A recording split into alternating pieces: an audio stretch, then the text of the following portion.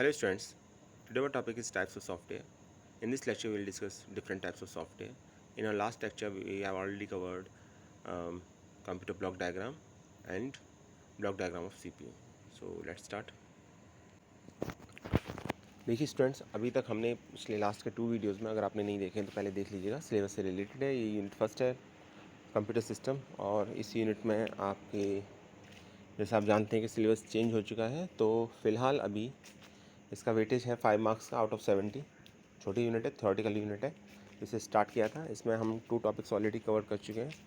पहला है आपका block diagram of computer system और सेकंड था सीपीयू। साथ साथ हमने टाइप्स ऑफ कंप्यूटर्स को भी समझा इसमें कि डिफरेंट टाइप्स के कंप्यूटर कौन कौन से होते हैं, डिजिटल, एनालॉग, हाइब्रिड। तो कंप्यूटर की जो कैटेगरीज हैं उनके बारे में भी समझा। और आज हमारा टॉपिक है सॉफ्टवेयर के बारे में। तो आज हम सॉफ्टवेयर को डिस्कस करेंगे। तो सबसे पहले तो ये कि सॉफ्टवेयर क्या है। Software represent a set of programs that governs the operation of a computer system and makes the hardware run. And software can be classified 2 categories, system software and application software. तो first of all देखिए, programme क्या है, set of instructions, और set of programme क्या है आपका software. तो बड़ी सिंपल सी डेफिनेशन है। लेकिन सॉफ्टवेयर की को भी अगर हम फर्दर क्लासीफाई करें तो फिर हम कह सकते हैं कि सॉफ्टवेयर की 2 कैटेगरीज हैं, एक है सिस्टम सॉफ्टवेयर और एक है एप्लीकेशन सॉफ्टवेयर। आज इन्हीं दोनों को हम बहुत डिटेल में पढ़ेंगे, सिस्टम सॉफ्टवेयर क्या होते हैं, एप्लीकेशन सॉफ्टवेयर क्या होते हैं। तो उससे पहले सॉफ्टवेयर की डेफिनेशन कि सॉफ्टवेयर सेट ऑफ प्रोग्राम्स को रिप्रेजेंट करता है, और ये सेट ऑफ प्रोग्राम्स क्या करते हैं, गवर्न करते हैं डिफरेंट ऑपरेशन को कंप्यूटर सिस्टम के अंदर, और इसी की वजह से जो आपके हार्डवेयर हैं वो रन हो पाते हैं। सॉफ्टवेयर ना हो तो हार्डवेयर भी रन नहीं होंगे आपके। तो software can be classified into 2 categories, system software and application software. तो 2 कैटेगरीज हैं, सिस्टम सॉफ्टवेयर और एप्लीकेशन सॉफ्टवेयर। तो अगेन मैं एक बार डेफिनेशन फिर से पढ़ देता हूँ। Software represent the set of program that govern the operation of a computer system and makes the hardware run. तो सबसे फर्स्ट वन की बात करते हैं, सिस्टम सॉफ्टवेयर क्या होता है आपका। System software refers to the program that control internal computer operation and make best use of the hardware. System software refers to the program that control internal computer operations and makes best use of the hardware. तो system software basically क्या काम करते हैं कि computer को properly run कराने के लिए जो सॉफ्टवेयर ज़रूरत होती है इनकी, या रिक्वायर्ड होते हैं, वो बेसिकली सिस्टम सॉफ्टवेयर कैटेगरी में आते हैं। इनका काम सिस्टम की प्रॉपर फंक्शनिंग होती है, किस तरीके से सिस्टम प्रॉपरली काम करें, सिस्टम को मॉनिटर करना, ठीक है। और ये सिस्टम के पर्पज़ के लिए बनाए जाते हैं, कंप्यूटर सिस्टम के पर्पज़ के लिए बनाए जाते हैं कि किस तरीके से जो इंटरनल कंप्यूटर ऑपरेशन है वो प्रॉपर वे में एग्जीक्यूट हो सकें। तो इसके लिए सिस्टम सॉफ्टवेयर बनाए जाते हैं आपके। तो यही लिखा भी हुआ है कि system software refers to the program that control internal computer operations. Computer में जितने भी इंटरनली ऑपरेशंस हो रहे हैं, यूज़र से उसका कोई लेना देना नहीं। कंप्यूटर किस तरीके से प्रॉपर तरीके से वर्क करे अपने, उसके लिए जो ज़रूरी सॉफ्टवेयर्स होते हैं, जो प्रोग्राम्स होते हैं, उसको सिस्टम सॉफ्टवेयर बोला जाता है। And make best use of the hardware, और इसकी हेल्प से ये होता है कि जो हार्डवेयर है उसे हम बेस्ट वे में यूटिलाइज़ कर सकें। तो ये आपका सिस्टम सॉफ्टवेयर होता है, ठीक है। सिर्फ ऐसा नहीं कि उसके ऑपरेट करने के लिए ज़रूरी है, बल्कि जो हार्डवेयर है उनको भी किस तरीके से हम अच्छी तरीके से यूज़ कर सकते हैं बेस्ट वे में, ये आपका सिस्टम सॉफ्टवेयर की डेफिनेशन है। अब अगर हम सिस्टम सॉफ्टवेयर की ही बात करें तो सिस्टम सॉफ्टवेयर को भी फर्दर आगे भी क्लासीफाई किया जा सकता है। पहला है ऑपरेटिंग सिस्टम, सेकंड है लैंग्वेज प्रोसेसर, थर्ड है यूटिलिटी और यूटिलिटी सॉफ्टवेयर, और चौथा है आपका फोर्थ वन है डिवाइस ड्राइवर। तो अगेन सिस्टम सॉफ्टवेयर की भी कैटेगरी है। मतलब अगर ये तो डेफिनेशन, सिंपल डेफिनेशन हो गई कि जो इंटरनल कंप्यूटर ऑपरेशन के लिए रिक्वायर्ड होते हैं वो सिस्टम सॉफ्टवेयर कहलाते हैं, लेकिन उसमें भी फिर फर्दर क्लासिफिकेशन है। तो ये 4 टाइप्स हैं। तो सबसे पहले ऑपरेटिंग सिस्टम की बात करते हैं कि ऑपरेटिंग सिस्टम क्या है, आप जानते हैं वैसे। An operating system is a program which act as an interface between the user and the hardware. तो ऑपरेटिंग सिस्टम वो प्रोग्राम है जो यूज़र और हार्डवेयर के बीच में इंटरफेस का काम करता है। विदाउट ऑपरेटिंग सिस्टम आप कंप्यूटर को ऑपरेट नहीं कर सकते, चला नहीं सकते, क्योंकि ये इंटरफेस का काम कर रहा है यूज़र और हार्डवेयर के बीच में। आपको कुछ एक्सेस करना है, अपनी हार्ड डिस्क में कुछ डेटा इंस्टोर करना है, तो उसमें ऑपरेटिंग सिस्टम का होना ज़रूरी है, ठीक है। जैसे आपके ये अपने विंडो है, माइक्रोसॉफ्ट विंडो है। तो माइक्रोसॉफ्ट विंडो क्या है, Microsoft window is an example of operating system. Android है, एंड्रॉयड मोबाइल आपने सुना होगा, तो क्या है, Android is also an operating system, लेकिन ये मोबाइल ऑपरेटिंग सिस्टम है, स्मार्टफोन में यूज़ होता है। तो आपका ये डिफरेंट ऑपरेटिंग सिस्टम है। लिनक्स हो गया आपका, एंड ठीक है, तो उबंटू हो गया। तो ये सब डिफरेंट ऑपरेटिंग सिस्टम्स हैं। तो ऑपरेटिंग सिस्टम बेसिकली इंटरफेस का काम करते हैं यूज़र और हार्डवेयर के बीच में। क्लियर? ये देखिए डायग्राम से और आपको क्लियर हो जाएगा। ये यूज़र है यूज़र के बाद आपने देखा होगा एप्लीकेशन सॉफ्टवेयर लिखा हुआ है, देन ऑपरेटिंग सिस्टम सॉफ्टवेयर लिखा हुआ और थर्ड हार्डवेयर सिस्टम लिखा हुआ है। तो यहाँ पर मैं पहले थोड़ा सा इंट्रोडक्शन दे दूँ एप्लीकेशन सॉफ्टवेयर के बारे में। एप्लीकेशन सॉफ्टवेयर वो सॉफ्टवेयर्स होते हैं बेसिकली जो पर्टिकुलर किसी एप्लीकेशन को ध्यान में रख के बनाए जाते हैं, ठीक है। जैसे ऑफिस के लिए बनाया गया MS ऑफिस, तो एक एप्लीकेशन सॉफ्टवेयर कहलाएगा, क्योंकि उसमें आप टाइप कर सकते हैं, उसमें स्प्रेडशीट बना सकते हैं, उसमें प्रेजेंटेशन बना सकते हैं, उसमें डेटाबेस प्रिपेयर कर सकते हैं। तो ये आपका एप्लीकेशन सॉफ्टवेयर कहलाएगा।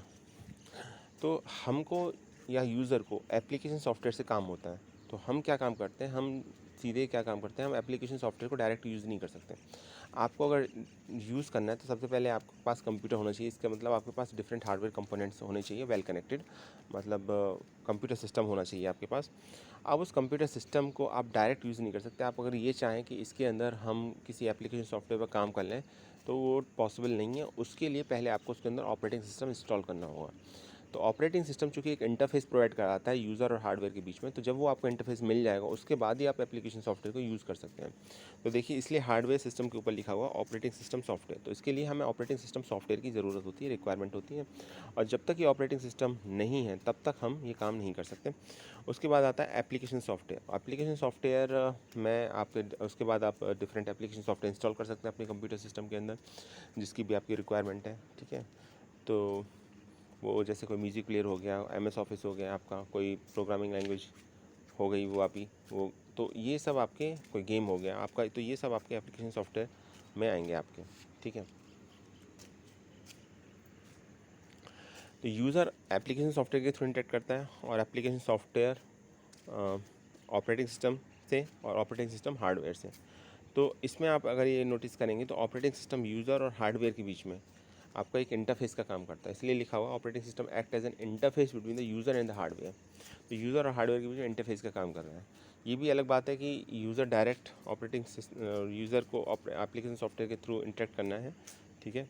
तो लेकिन फिर भी ये हम यहाँ पर डेफिनेशन जो निकल के आती है वो ये कि यूज़र आपका यूज़र्स और कंप्यूटर हार्डवेयर सिस्टम के बीच में इंटरफेस का काम करता है आपका ऑपरेटिंग सिस्टम। तो ये डायग्राम अगर आपको याद रहेगा तो डेफिनेशन भी आपको डेफिनेटली याद रहेगी एग्ज़ाम में।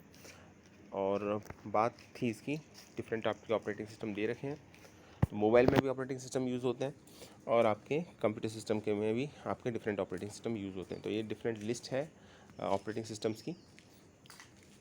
आगे बात करते हैं। अब बात होती है कि ये ठीक है, अब इसके डिफरेंट हम ये कहें कि क्या फंक्शंस होते हैं, ऑपरेटिंग सिस्टम क्या क्या काम करता है। तो इसके फंक्शंस दे रखे हैं, memory management, resource management, security management, command interpreter, file management, input output management. तो ये बेसिकली आपके 6 डिफरेंट फंक्शंस हैं ऑपरेटिंग सिस्टम के। मेमोरी मैनेजमेंट का काम करता है ऑपरेटिंग सिस्टम, रिसोर्स मैनेजमेंट का काम है ऑपरेटिंग सिस्टम का, ठीक है। देखिए, मेमोरी मैनेजमेंट से क्या मतलब है, जैसे भी मेमोरी में डेटा रीड हो रहा है, राइट हो रहा है, ठीक है, किस लोकेशन पर रीड हो रहा है, किस लोकेशन से राइट हो रहा है, किस लोकेशन पर राइट हो रहा है डेटा। तो ये ओवरऑल मैनेजमेंट का काम मेमोरी मैनेजमेंट का होता है। ऑपरेटिंग सिस्टम अपने आप में एक बहुत बड़ा टॉपिक है, और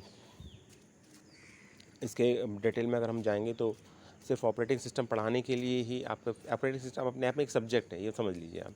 तो फिर ये डिफरेंट टॉपिक्स हो गए, इसके चैप्टर्स हो गए कि इसमें मेमोरी मैनेजमेंट किस तरीके से होता है, रिसोर्स मैनेजमेंट। तो मैं बहुत ब्रीफली आपको समझा दे रहा हूँ कि ये डिफरेंट ऑपरेटिंग सिस्टम के फंक्शंस हैं।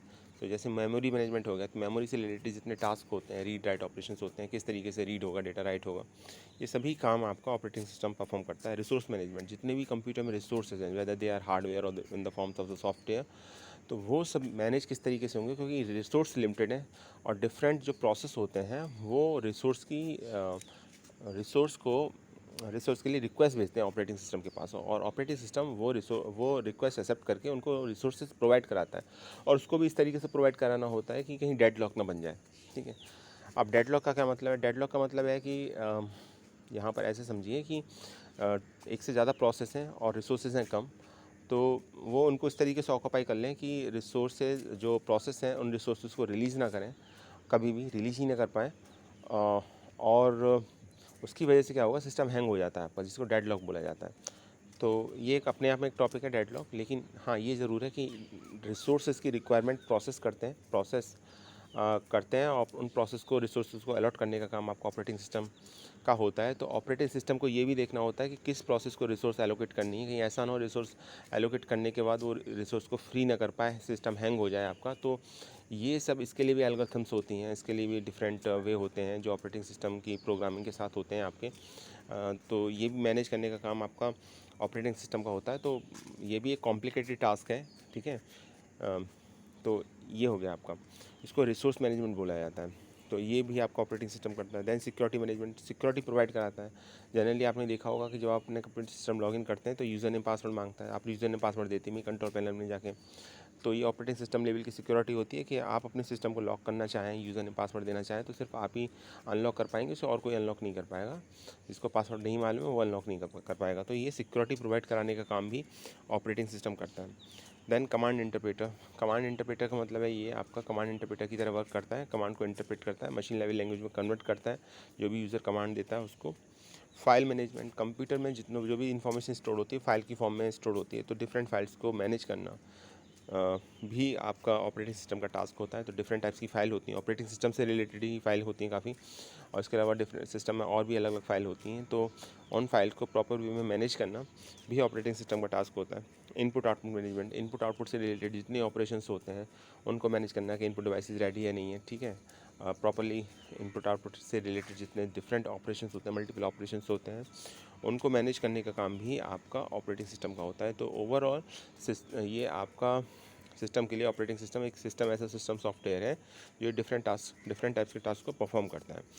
तो ये सब काम ऑपरेटिंग सिस्टम का होता है। हम आपको तो सिर्फ हमने सिस्टम ऑन किया और ऑन करने के बाद हमने पर्टिकुलर एक एप्लीकेशन को रन करा दिया, उस पर हम काम कर रहे हैं, लेकिन उस एप्लीकेशन के पीछे जो प्रोसेसिंग चल रही है कि किस तरीके से मेमोरी एलोकेट होगी, प्रोग्राम सेव होगा, ठीक है, इनपुट आउटपुट का मैनेजमेंट होगा, ठीक है, उसकी फाइल्स स्टोर हो, फाइल सेव होगी, कमांड इंटरप्रेट होगी, ठीक है। तो ये सब आपका ऑपरेटिंग सिस्टम का काम होता है आपका। तो ये डिफरेंट ऑपरेटिंग सिस्टम के फंक्शंस हैं। अब बात करते हैं सेकंड सिस्टम सॉफ्टवेयर की, इसको कहते हैं लैंग्वेज प्रोसेसर। तो लैंग्वेज प्रोसेसर क्यों कहते हैं, क्योंकि देखिए लैंग्वेज प्रोसेसर का मतलब है जो लैंग्वेज को कन्वर्ट करे मशीन अंडरस्टैंडेबल फॉर्म में। जितनी भी प्रोग्रामिंग लैंग्वेज होती हैं ये ह्यूमन अंडरस्टैंडेबल फॉर्म में लिखी जाती हैं, इनका अपनी एक सिंटैक्स होती है, अपनी एक ग्रामर होती है। प्रोग्रामर उस सिंटैक्स को समझ के फिर उसके अंदर अपनी कोडिंग करता है प्रोग्राम की, लेकिन फाइनली मशीन 0-1 समझती है। तो ये है कि जो भी कोड होगा, जो भी कोड लिखा जाएगा वो 0-1 की फॉर्म में फाइनली कन्वर्ट होगा। तो कन्वर्ट करने का काम कौन करेगा, कन्वर्ट करने का काम करेगा लैंग्वेज प्रोसेसर। तो लैंग्वेज प्रोसेसर एक स्पेशल टाइप का सॉफ्टवेयर है that has the capability to translate the source code और program code into machine code. तो ये इसका काम सोर्स कोड को या मशीन कोड को ट्रांसलेट करने का होता है 0-1 की फॉर्म में, क्योंकि ह्यूमन अंडरस्टैंडेबल फॉर्म से 0-1 की फॉर्म में यानी मशीन लैंग्वेज की फॉर्म में कन्वर्ट करने का काम होता है आपका लैंग्वेज प्रोसेसर। इसलिए इसे लैंग्वेज प्रोसेसर बोलते हैं, लैंग्वेज को प्रोसेस करते हैं। और क्यों करते हैं, क्योंकि जो लैंग्वेज है, यहाँ पर लैंग्वेज से मतलब है प्रोग्रामिंग लैंग्वेज से, जो लैंग्वेज है वो ह्यूमन अंडरस्टैंडेबल फॉर्म में लिखी हुई है, हमारे और आपके अकॉर्डिंग लिखी हुई है। उसका एक सिंटैक्स है, अलग बात है, हमें उस सिंटैक्स के अकॉर्डिंग अपना प्रोग्राम बनाना होता है, लेकिन फाइनली उसे 0-1 में कन्वर्ट करना होता है, मशीन अंडरस्टैंडेबल फॉर्म में कन्वर्ट करना होता है। तो उसके लिए लैंग्वेज प्रोसेसर यूज़ होते हैं। और इस लैंग्वेज प्रोसेसर की भी अगेन 3 कैटेगरीज हैं, एक है कॉम्पाइलर, एक है असेंबलर और एक है इंटरप्रेटर। तो वन बाय वन पढ़ते हैं। पहले बात करते हैं कॉम्पाइलर की।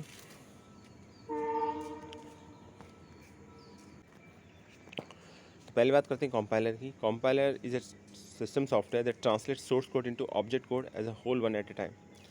देखिए इसमें पहले क्या होता है कि कॉम्पाइलर का काम ये है कि जो सोर्स कोड है जो हमने लिखा है, ठीक है, प्रोग्रामिंग का कोड लिखा है, उसको ये ऑब्जेक्ट कोड में कन्वर्ट करता है। डायरेक्ट मशीन कोड में कन्वर्ट नहीं होता, पहले ऑब्जेक्ट कोड में कन्वर्ट होता है। ऑब्जेक्ट कोड फिर मशीन लेवल लैंग्वेज कोड में कन्वर्ट होता है, मशीन कोड में कन्वर्ट होता है। तो ये तो होता है कॉम्पाइलर का काम, और इसको भी एक बार में कन्वर्ट कर देता है। जितना भी सोर्स कोड होता है, जितनी भी लाइन्स होती हैं उसके अंदर, 10 लाइन्स है, 20 लाइन्स है, उन सभी को एक साथ सिंगल टाइम में। It is faster than interpreter. Interpreter को हम बाद में पढ़ेंगे। और इंटरप्रेटर में क्या है, वैसे मैं बता देता हूँ थोड़ा सा यहाँ पर, कि इंटरप्रेटर आपका लाइन बाय लाइन कन्वर्ट करता है, ठीक है, और डायरेक्ट कन्वर्ट कर देता है मशीन कोड में इसको। तो मशीन को इंटरप्रेटर की ही कंपैरेटिवली ये ज़्यादा फास्टर होता है, क्योंकि इंटरप्रेटर तो लाइन बाय लाइन करेगा, ये एक बार में कर देगा convert. It belongs to the high level language. तो ये हाई लेवल लैंग्वेज को बिलोंग करता है। जितनी भी हाई लैंग्वेज आती हैं उसमें तो कॉम्पाइलर इंटरप्रेटर का कॉन्सेप्ट होता है, इसमें लैंग्वेज प्रोसेसर यूज्ड होता है इसमें। लो लेवल लैंग्वेज के लिए कंपाइलर इंटरप्रेटर यूज़ नहीं होते। Compiler detect syntax error at the time of the compilation. तो जब कंपाइल होता है, ठीक है, जैसे जब हम प्रोग्राम को कंपाइल करते हैं तो उसमें जितनी भी सिंटेक्स एरर होती हैं वो सभी फाइंड आउट हो जाती हैं एक ही बार में। कितनी एरर है, 10 है, 20 है, 30 है, जितनी भी प्रोग्रामिंग एरर होंगी वो सभी एक बार में पता चल जाएगा आपको। It also helps the user और program to locate the line containing error. तो इसकी वजह से यूज़र या जो प्रोग्राम होता है वो आसानी से डिटेक्ट कर सकता है कि कहाँ कितनी गलतियाँ हैं उसके प्रोग्राम के अंदर। It is difficult for compiler to detect errors, ठीक है, तो ये थोड़ा मुश्किल है कंपाइलर के लिए एरर डिटेक्ट करना। When an error detects in the program, it stops its translation. After removing error, whole program is translated again. It produces object code. तो देखिए, जब तक आप एरर दूर नहीं करोगे प्रोग्राम की, कंपाइलर ने आपको बता दिया कि ये एरर है, इस लाइन में इतनी एरर्स हैं टोटल, ठीक है, एरर बता दिया आपको कि टोटल इतनी एरर है।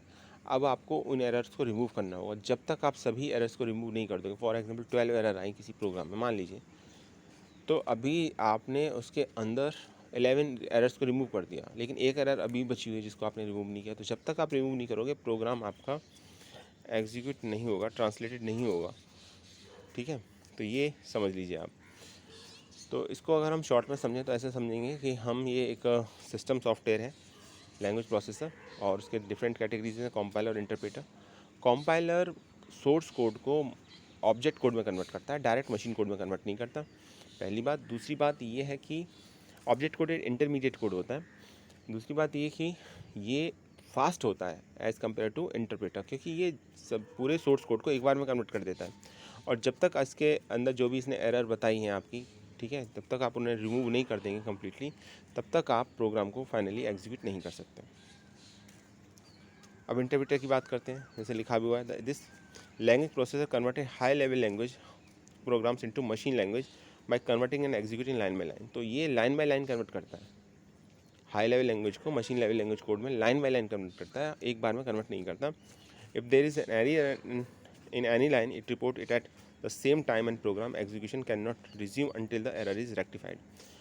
अब इसमें क्या है कि जब तक आप एरर दूर नहीं कर दोगे, आगे की एरर आप, पहली एरर देखिए इसमें क्या है कि जैसे एक पहली बात तो कंपाइलर में क्या था कि कंप्लीट जितनी एरर है उसको बता देगा 10 एरर है, 12 एरर्स हैं। इसमें मान लीजिए आपकी 10 लाइन का प्रोग्राम है, लाइन नंबर 3 में एरर आ रही है, तो जब तक आप लाइन नंबर 3 की एरर दूर नहीं करोगे, आगे की एरर आपको पता ही नहीं चलेंगी। जब एग्जीक्यूट करोगे तब पता चलेगा कि लाइन 4 में एरर है, 5 में एरर है, नहीं है। कोई नहीं होगी तो एग्जीक्यूट हो जाएगा, और होगी तो फिर नेक्स्ट जो एरर होगी उसमें बताया जाएगा। तो कहने का मतलब है कि पहले आपको एक एरर रिमूव करनी होगी, उसको एरर को रिमूव करने के बाद आपको दूसरे एरर का पता चलेगा, अगर होगी तो प्रोग्राम के अंदर, और नहीं होगी तो प्रोग्राम फिर एग्जीक्यूट हो जाएगा आपका। तो ये होता है इंटरप्रेटर। इंटरप्रेटर अगर हम कंपाइलर से कंपेयर करें तो एक तो स्लो होता है, और दूसरी बात ये है कि ये लाइन बाय लाइन एग्जीक्यूट करता है प्रोग्राम को, एक बार में एग्जीक्यूट नहीं करता। और थर्ड इंपॉर्टेंट डिफरेंस कि ये कोई इंटरमीडिएट कोड क्रिएट नहीं करता, जैसे ऑब्जेक्ट कोड क्रिएट होता था, यहाँ पर ऑब्जेक्ट कोड क्रिएट नहीं होता, यहाँ पर मशीन लेवल लैंग्वेज कोड में डायरेक्ट कन्वर्जन हो जाता है इसमें। तो ये लिखा भी हुआ है, this language processor convert a high level language program into machine language but converting and executing line by line. तो लाइन बाय लाइन एग्जीक्यूट होता है इसके अंदर। And if there is any error in any line, it report it at the same time and program execution cannot be resumed until the error is rectified। तो जब तक error rectified नहीं हो जाएगी तब तक प्रोग्राम आपका एग्जीक्यूट नहीं होगा।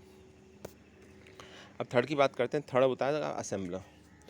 असेंबलर भी एक लैंग्वेज प्रोसेसर है, और बेसिकली ये क्या काम करता है, असेंबली लैंग्वेज को कन्वर्ट करता है मशीन लेवल लैंग्वेज कोड में 0-1 में। लेकिन असेंबली लैंग्वेज एक हाई लेवल लैंग्वेज प्रोग्रामिंग नहीं है, ठीक है। Compiler interpreter high level language programming के लिए यूज़ किए जाते हैं। असेंबली लैंग्वेज एक अलग लैंग्वेज है, ये एक लो लेवल लैंग्वेज है ये, ठीक है। एक्चुअली क्या था कि स्टार्टिंग में जब कंप्यूटर्स बने तो मशीन लेवल लैंग्वेज पर वर्क हुआ। डायरेक्ट प्रोग्राम जो लिखे जाते थे 0-1 की फॉर्म में लिखे जाते थे सीधे मशीन को, लेकिन उसमें क्या था कि वो मशीन डिपेंडेंट थे। एक मशीन का कॉन्फ़िगरेशन अलग है, दूसरी मशीन में वो प्रोग्राम एग्जीक्यूट नहीं होगा, और प्रोग्राम की लेंथ भी ज़्यादा होती थी, और प्रोग्राम भी बहुत ज़्यादा कॉम्प्लिकेटेड होते थे। तो फिर इसके लिए क्या किया गया, इसके लिए फिर ऑप्शन ये आया कि असेंबली लैंग्वेज बनाई। असेंबली लैंग्वेज में क्या था, असेंबली लैंग्वेज में आपके प्रोग्राम सिम्बल्स की फॉर्म में लिखे जाते थे, ठीक है। जैसे ऐड करने के लिए सिंबल ऐड हो गया, सब्ट्रैक्ट करने के लिए SUB हो गया, स्टोर करने के लिए STR हो गया। तो अलग अलग सिम्बल्स थे, तो सिम्बॉलिकल फॉर्म में प्रोग्रामिंग की गई। तो पहले से तो आसान हो गया काम, लेकिन अभी भी ये टास्क बड़ा टिपिकल था, क्योंकि आपको डिफरेंट सिम्बल्स याद करने पड़ते थे और प्रोग्रामिंग रजिस्टर के थ्रू होती थी। तो इसको असेंबली लैंग्वेज बोला गया। तो असेंबली लैंग्वेज के बाद फिर high level language I. High level language में मशीन इंडिपेंडेंट होती थी। हाई लेवल लैंग्वेज, यहाँ पर मैं ये बात क्लियर कर दूँ कि असेंबली लैंग्वेज आपकी लो लेवल लैंग्वेज है। इसका मतलब ये भी मशीन डिपेंडेंट होती है, मशीन के कॉन्फ़िगरेशन पर डिपेंड करती है। जैसे हाई लेवल लैंग्वेज में क्या है, डजेंट मैटर कि आप कंप्यूटर लैब में किस कंप्यूटर बैठे हो, उसका क्या कॉन्फ़िगरेशन है, उसमें सॉफ्टवेयर इंस्टॉल है तो प्रोग्राम एग्जीक्यूट हो जाएगा। जो एक कंप्यूटर पे हो गया वो दूसरे कंप्यूटर पे एग्जीक्यूट हो जाएगा। पर असेंबली लैंग्वेज के केस में और मशीन लेवल लैंग्वेज के केस में ऐसा नहीं था। तो ये लो लेवल प्रोग्रामिंग लैंग्वेज कही जाती है। हाँ, ये ज़रूर था कि बेहतर थी assembly language machine level language से, यानी डायरेक्ट 0-1 से प्रोग्राम अगर हम ना लिखे, अगर कोड की फॉर्म में असेंबली लैंग्वेज की फॉर्म में लिखें तो वो कहीं ज़्यादा आसान था। लेकिन स्टिल ये एक लो लेवल प्रोग्रामिंग लैंग्वेज थी। तो असेंबली लैंग्वेज में आपका असेंबली लैंग्वेज को फाइनली कन्वर्ट तो 0-1 में ही होना है। तो इसको कन्वर्ट करने के लिए जो प्रोसेसर यूज़ होता है उसको असेंबलर बोलते हैं। तो assembler is the language processor convert the program written in assembly language into machine language. तो असेंबलर क्या काम करता है, जो प्रोग्राम आपका असेंबली लैंग्वेज में लिखा हुआ उस प्रोग्राम को वो मशीन लैंग्वेज में कन्वर्ट करता है आपका। अब देखिए यहाँ पर डिफरेंस दे रखा है एग्ज़ाम में। असेंबलर तो पूछा जा ही सकता है अलग से, लेकिन एक डिफरेंस अक्सर पूछा जाता है और वो है इंटरप्रेटर और कंपाइलर में क्या डिफरेंस है। तो पहली बात तो दोनों ही लैंग्वेज प्रोसेसर हैं, दोनों ही हाई लेवल लैंग्वेज प्रोग्रामिंग के लिए यूज़ होते हैं। और डिफरेंस मैं यहाँ पर क्लियर कर देता हूँ सिंपल वर्ड्स में, कि डिफरेंस ये है कि कंपाइलर सिंगल गो यानी एक बार में पूरे प्रोग्राम को ट्रांसलेट कर देता है, जबकि interpreter line by line translate करता है। इसमें एक इंटरमीडिएट कोड प्रोड्यूस होता है कंपाइलर में, जिसे ऑब्जेक्ट कोड बोलते हैं। इंटरप्रेटर में ऐसा कोई इंटरमीडिएट कोड प्रोड्यूस नहीं होता। थर्ड इंपॉर्टेंट डिफरेंस ये है कि कंपाइलर थोड़ा सा आपका हम कह सकते हैं कि फास्ट है और इंटरप्रेटर उतना फास्ट नहीं है जितने कंपाइलर के कंपेरेटिवली। तो अब ज़रा डिफरेंस यहाँ भी देख लेते हैं क्या लिखा हुआ है। First point, translate programs one statement at a time. तो प्रोग्राम में एक स्टेटमेंट को एक बार में ट्रांसलेट करेगा आपका इंटरप्रेटर। कंपाइलर के लिखा scans the entire program and translate it as a whole into a machine code. तो ये क्या काम करेगा, ये स्कैन करेगा एंटायर प्रोग्राम को एक बार में और ट्रांसलेट करेगा जो भी आपका प्रोग्राम होगा उसको मशीन कोड में, एक बार में ट्रांसलेट कर देगा इसको। सेकंड पॉइंट है, it takes less amount of time to analyse the source code but the overall execution time is slower. तो अगर हम इंटरप्रेटर की बात करें तो इंटरप्रेटर टाइम कम लगता है एनालाइज करने में टाइम कम लगेगा। लेकिन अगर एज ए होल बात करें, ओवरऑल एग्जीक्यूशन की बात करें, तो फिर वो स्लोअर होता है कंपाइलर की कंपेरेटिवली। जबकि कंपाइलर में लिखा हुआ है इट टेक्स लार्जर अमाउंट और time to analyse the source code but the overall execution time is comparatively faster. तो ओवरऑल जो टाइम होता है वो तो कंपेरेटिवली फास्टर होगा अगर हम बात करें इंटरप्रेटर से, लेकिन एनालाइज करने में ये टाइम ज़्यादा लगेगा इंटरप्रेटर के कंपेरेटिवली। थर्ड इंपॉर्टेंट पॉइंट, और बहुत इंपॉर्टेंट पॉइंट है ये, no intermediate object code is generated. Interpreter में कोई इंटरमीडिएट कोड जनरेट नहीं होता, तो ये मेमोरी एफिशिएंट होते हैं। जबकि कंपाइलर में लिखा हुआ है generate intermediate object code which further required linking hence required more memory. तो ये इंटरमीडिएट कोड जनरेट करते हैं, जिसे ऑब्जेक्ट कोड बोला जाता है, ठीक है। और इसमें लिंकिंग की ज़रूरत पड़ती है, ठीक है। तो लिंकिंग की जब ज़रूरत पड़ती है तो फिर इसमें मेमोरी की रिक्वायरमेंट भी ज़्यादा हो जाती है आपकी। तो ये पॉइंट्स थे, 3 मेन पॉइंट्स थे। तो ये लैंग्वेज प्रोसेसर हो गया। आगे देखते हैं यूटिलिटी प्रोग्राम्स। तो यूटिलिटी प्रोग्राम्स भी सिस्टम सॉफ्टवेयर की कैटेगरी में आते हैं। तो यूटिलिटी प्रोग्राम्स को शॉर्ट में यूटिलिटी बोला जाता है। Is a type of system software that allows a user to perform maintenance type task usually related to managing a computer, its device और इट्स प्रोग्राम। तो ये यूटिलिटी प्रोग्राम जितने होते हैं मेंटेनेंस का काम करते हैं, ठीक है, मेंटेनेंस के लिए यूज़ किए जाते हैं। अभी तक जितने आपने देखे थे ऑपरेटिंग सिस्टम और ये अलग हो गया आपका, जबकि यूटिलिटी प्रोग्राम का टास्क ही अलग है, ये सिर्फ मेंटेनेंस का काम करते हैं आपके। और इसको यूटिलिटी बोला जाता है डिवाइसेस को, प्रोग्राम्स को, कंप्यूटर को। So utility programs are built in many operating system और कैन बी परचेज सेपरेटली। तो कुछ तो ये ऑपरेटिंग सिस्टम का पार्ट होते हैं यूटिलिटी प्रोग्राम, और कुछ में ऐसे अलग से परचेज भी किया जा सकता है, अपने सिस्टम में इंस्टॉल भी किया जा सकता है उसकी बेटर परफॉर्मेंस के लिए, ठीक है, क्योंकि ये ओवरऑल मैनेजिंग का काम करते हैं। तो कौन कौन सी यूटिलिटी प्रोग्राम होते हैं देखते हैं, चलिए। फाइल कंप्रेशन टूल, फाइल को कंप्रेस करना है आपको। जब देखिए आप फाइल को ट्रांसफ़र करेंगे तो ट्रांसफ़र करने में लार्ज अमाउंट ऑफ डेटा है आपका, तो ट्रांसफ़र करने में टाइम भी ज़्यादा लगेगा, ठीक है। तो उसको फाइल को कंप्रेस कर दिया जाता है। तो इस तरह के यूटिलिटी प्रोग्राम्स आते हैं, टूल्स आते हैं जो फाइल को कंप्रेस करते हैं, रिड्यूस कर देते हैं साइज़ को। ये लिखा भी हुआ है फाइल कंप्रेशन टूल में, reduce the size of a file, a compressed file takes up the less storage than the original file. तो जो कंप्रेस्ड फाइल होगी ना वो ओरिजिनल फाइल की कंपेरेटिवली स्पेस कम लेती है। तो सेंड करने के बाद फिर दूसरे सिस्टम पर पहुंचने के बाद, यानी डेस्टिनेशन पर पहुंचने के बाद फिर उसको दोबारा से ओरिजिनल फॉर्म में लिया जा सकता है, कन्वर्ट किया जा सकता है। नेक्स्ट आता है एंटीवायरस प्रोग्राम। तो एंटीवायरस प्रोग्राम भी यूटिलिटी सॉफ्टवेयर है, क्योंकि इसका काम सिस्टम में वायरस को डिटेक्ट करना, उनको रिमूव करना है। तो ये सिस्टम सॉफ्टवेयर की कैटेगरी में आता है और एक यूटिलिटी प्रोग्राम है, यूटिलिटी है प्रोग्राम है आपका, क्योंकि ये प्रोटेक्ट करता है कंप्यूटर को वायरस के अगेंस्ट, और उनको आइडेंटिफाई भी करता है, और जो भी थ्रेट्स होते हैं उससे रिलेटेड उनको भी बताता रहता है यूज़र को कि ये थ्रेट्स हैं इस वायरस की वजह से। तो लिखा हुआ protect computer against viruses bye identifying and removing any computer virus found in memory, storage, media और इनकमिंग फाइल्स। तो जितनी भी फाइल्स हैं, मेमोरी है, स्टोरेज एरिया है, उसमें वायरसेस को एंटीवायरस को फाइंड आउट एंटीवायरस उनको फाइंड आउट, वायरस को फाइंड आउट करते हैं, उनको रिमूव करते हैं। ऐसे ही थर्ड है स्पाईवेयर रिमूवर। तो स्पाईवेयर रिमूवर जितने भी आपके कंप्यूटर में स्पाईवेयर होते हैं उनको रिमूव करने का काम करता है। Disk defragmenter program that recognize the files and unused spaces on a computer hard disk so that operating system access data more quickly and program run faster। तो ये क्या काम करते हैं, ये रिकॉग्नाइज करते हैं फाइल्स को, ठीक है, और ये अनयूज स्पेस देखते हैं कि मेमोरी में कितना अनयूज स्पेस है, हार्ड डिस्क में कितना अनयूज स्पेस है, जिसको ऑपरेटिंग सिस्टम यूज़ कर सकता है डेटा को क्विकली एक्सेस करने के लिए और प्रोग्राम को और ज़्यादा फास्ट रन कराने के लिए। नेक्स्ट है बैकअप एंड रीस्टोर यूटिलिटी। तो बैकअप एंड रीस्टोर यूटिलिटी में वो सभी प्रोग्राम्स आते हैं जो डेटा का बैकअप लेने के लिए, पुरानी जो वापस डेटा को रिस्टोर करने के लिए, ठीक है, यूज़ किए जाते हैं। तो लिखा हुआ backup utility allows user to copy selected file to another storage medium, किसी और दूसरी स्टोरेज मीडियम में सेलेक्टेड फाइल्स का बैकअप लेने के लिए जो प्रोग्राम्स यूज़ किए जाते हैं उन्हें बैकअप यूटिलिटी प्रोग्राम्स बोला जाता है। और जहाँ तक रीस्टोर यूटिलिटी की बात है, restore utility reserve the backup process and returns backup files to their original forms. तो ये रिटर्न करती हैं बैकअप फाइल्स को और उनकी ओरिजिनल फॉर्म में वापस ले आते हैं इसको। तो ये रीस्टोर यूटिलिटी प्रोग्राम्स कहलाते हैं आपके। लास्ट आता है डिवाइस ड्राइवर। ये भी आपका एक सिस्टम सॉफ्टवेयर है। तो this type of software control particular hardware which is essentially attached to the system. Few of the example of such drivers are printer drivers, sound card driver, VGA drivers.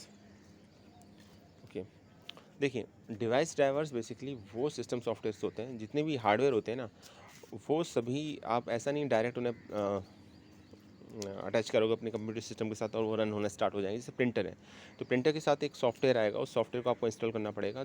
जो ये software ये काम करेगा कि उस printer से related जो भी सेटिंग्स होगी वो कंप्यूटर सिस्टम के अंदर स्टोर हो जाएगी, आपकी कंप्यूटर सिस्टम से रिकॉग्नाइज करेगा, उसके अकॉर्डिंग से बिहेव करेगा।